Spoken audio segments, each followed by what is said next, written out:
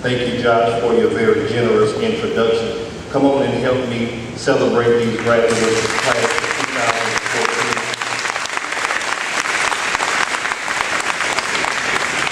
I'd like to say thank you first to Principal Shelton, to Mrs. Denise and Mrs. How do you pronounce that? Baccalaureate, for thinking enough of my feeble speaking to share with you graduates on today. It's hot in here. I promise you, if you give me 10 minutes of your undivided attention, I'll get y'all out of here to y'all skip days and y'all DJ parties and all of this other graduation stuff y'all have going on today. In obedience to your theme, we have come a long way, but not half as far as we will go. I'd like to speak from this thought: a winner's mentality. A winner's mentality. Did you catch the W? Did you catch the M? A winner's mentality. So much of what goes on in our society today, Devante, is predicated on the concept of winning and losing. It was once said by former Green Bay Packers head football coach Vince Lombardi that winning isn't everything, it's the only thing. As a matter of fact, in February of 2010, decorated disc jockey DJ Khaled and rapper T-Pain, they accentuated this very idea of winning and losing in a song. And I need you graduates to help me out with this part, because you remember in the hook of this song, T-Pain says, all I do is what? Win, win, win, no matter what. Got what? Money on my mind, I can't ever get enough. And every time I step up in the building, everybody hands do what? Go up. And they stay there. Up, down, up, down, up, down. Because all I do is win, win, win. And if you're going in, put your hands where? In the air and make them stay there. I need y'all to remember that song. Competitively speaking, no one shows up to the game expecting and anticipating to lose. Nobody really likes to come in second place, because it's been expressed that when you come in second place, all it really means is that you were the first to lose. But I think this is a good place for me to share with you graduates that you will never fully understand how to win until you adequately learn how to lose. Because you can lose with dignity and with class and with grace and still come out successful. And I have to be honest with you to let you know that your success has nothing to do with how much money you can amass and you can accumulate. Your success will transcend how much money you have. Because what do you do when you have money on your mind, like T-Pain says, but not a dime in your bank account? What do you do then? But your success, it has everything to do with your ability to fulfill your God-given purpose while you're here on this earth. That's how you define success. My ability to fulfill my purpose with the short amount of time that I've been given. And so if you are going to be successful, there are some principles you must embody that will exemplify you having a winner's mentality. And I have it right here in this acronym of the word WIN. W-I-N.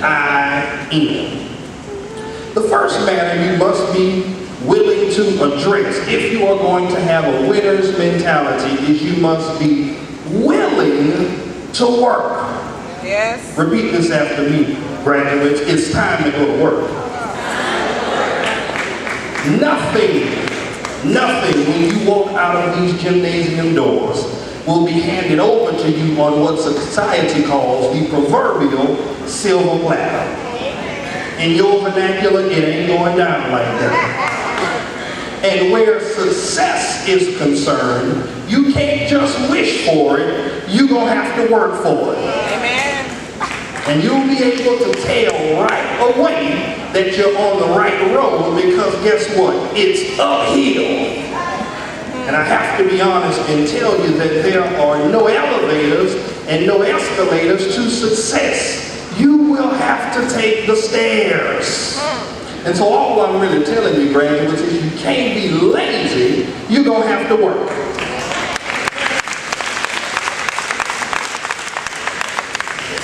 Again, I don't want to bust your bubble, because I have to be very, very honest with you and tell you that becoming successful is painstaking. Meaning it won't come easy, and get this, you'll probably make some mistakes along the way. But the important thing is to learn from your failures, then forsake them. We've all heard it over and over again. Try not to make the same mistake over and over and over. Learn from your failures, then forsake them.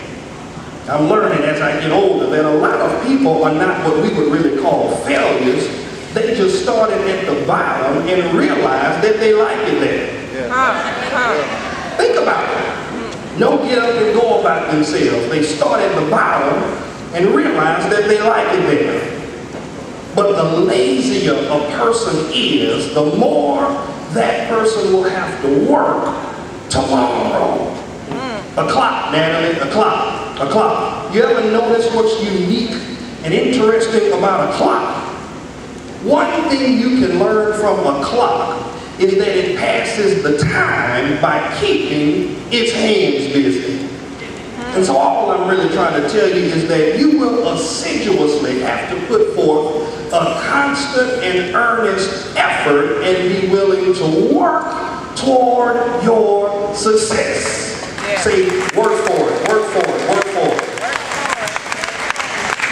Talking about a winner's mentality, not only must you be willing to work, but you must indulge the importance of your influence.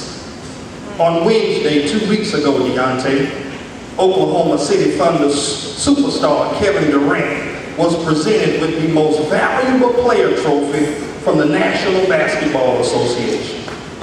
And he received this prestigious award, get this, because of his usefulness, his worth, and his importance to his team. And just like Kevin Durant is valuable to his team, so it is for each and every one of you.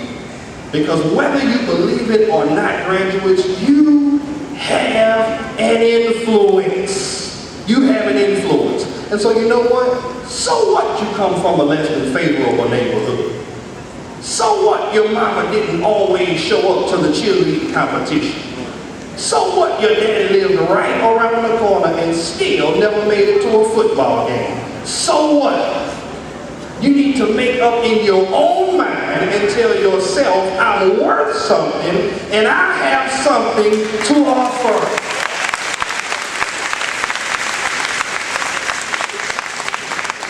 Don't get bogged down with where you are right now.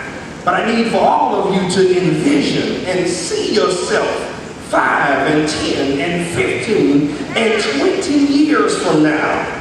Because I need you to understand you'll have something valuable to offer, not just to this city of Lake Charles, and not just to this great state of Louisiana, and not just to these United States of America, but you have something valuable to offer to the world. To the world. And I'm looking at the next pediatric surgeon. I'm looking at the next exceptional defense attorney. I'm looking at the next copyist and playwright on Broadway. You know what? As a matter of fact, I'm looking at a whole class full of MVPs.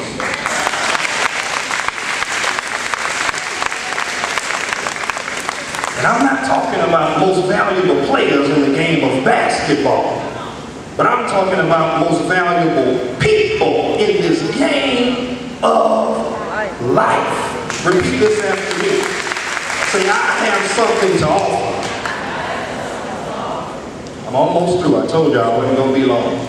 But if you are going to have a winner's mentality, not only must you be willing to work, indulge the importance of your influence, here's the end. Never forget. Repeat that after me. Never forget.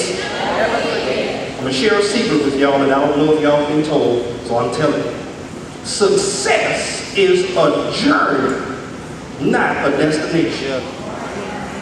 I'm going to say it again. Success is a journey, not a destination. And so all that really means, Deandra, is once you become successful, you're going to have to work even harder to sustain your success.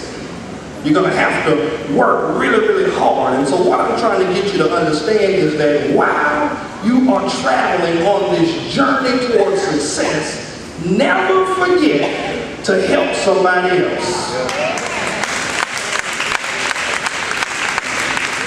Check this out. If you see a turtle, Ja'Cory, a turtle, sitting on a 6-foot-high stump, you can bet your bottom dollar it didn't get there by itself.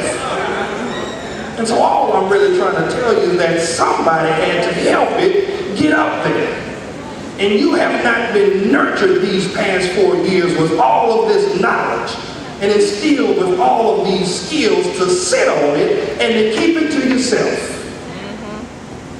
And you should not withhold help from anybody to whom it is due, and especially when it's in your power to help somebody. And so all I'm really trying to get you to see is that let each of you look out not only for your own interests, but also for the interest of others. Because when you do not neglect to do good and to share what it is you have as you fulfill your purpose, your sacrifice and your willingness to help somebody else will be rewarded. It will be rewarded. And so why should you help somebody along this journey called success? One reason, simply put, is because somebody helped you. Period. And the best place, graduates, for you to find a helping hand is at the end of your own arm. The best place for you to find a helping hand is at the end of your own very arm. And when you make up in your mind to never forget to help someone else along the way, think about how refreshing and how rejuvenating and how reinvigorating and how rewarding it will be to know that when you help somebody else up a hill, you're a little closer to the top yourself. Thank you, a winner's mentality.